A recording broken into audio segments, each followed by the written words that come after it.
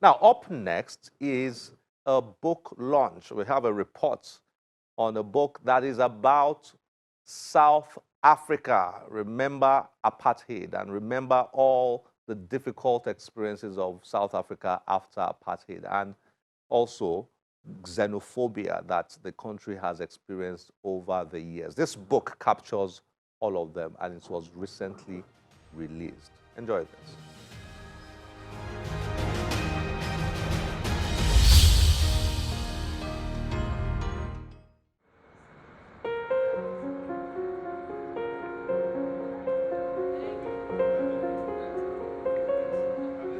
Friends, family, and prominent personalities in the academia gather as a former lecturer in the United States, Professor Emeka Anyagolu, launches his latest book, Rainbow Nation. Congratulations, PROF.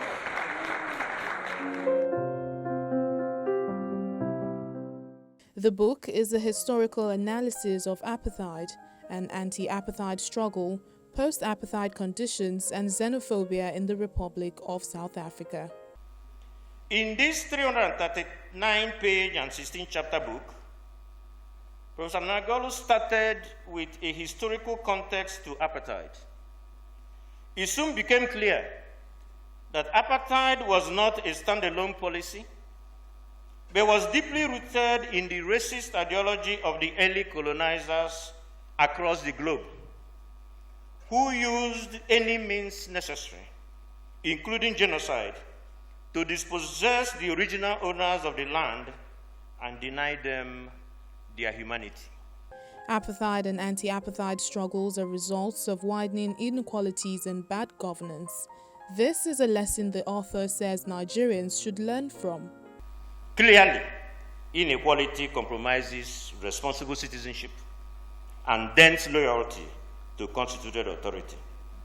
This is a huge lesson for Nigeria as we deal with the many dimensions of our insecurity.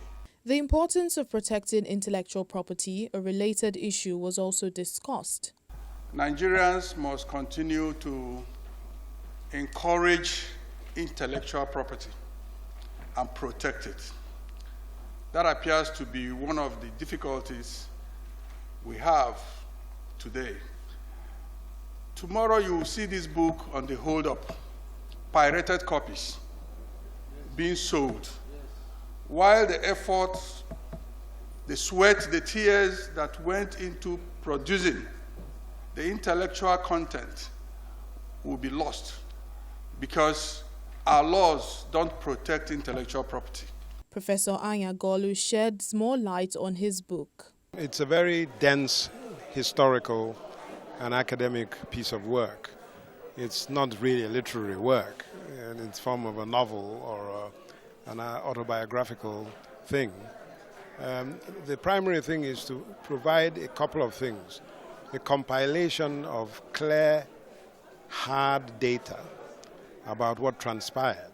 The author recommends the need for this history to be told to the younger generation in South Africa. It is a very, very analytical and densely populated piece of work that informs both Nigerians and South Africans and raises questions about what needs to be done and provides some clarities. It's one of the reasons I'm hoping that the book will make its way into South Africa, particularly into their schools, because there's a lot of lack of information on the part of them and the way they think of how they acquired their current freedom and so on and so forth.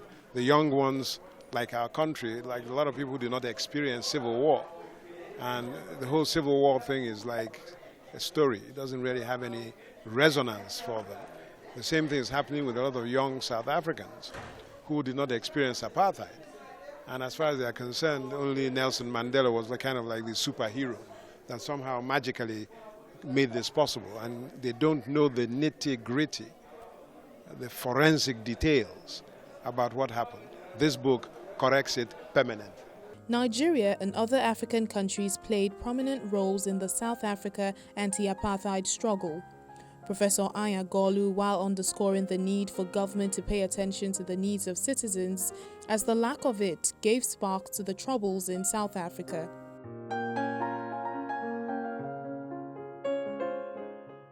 The author also wants the government to draw its lessons from the experience.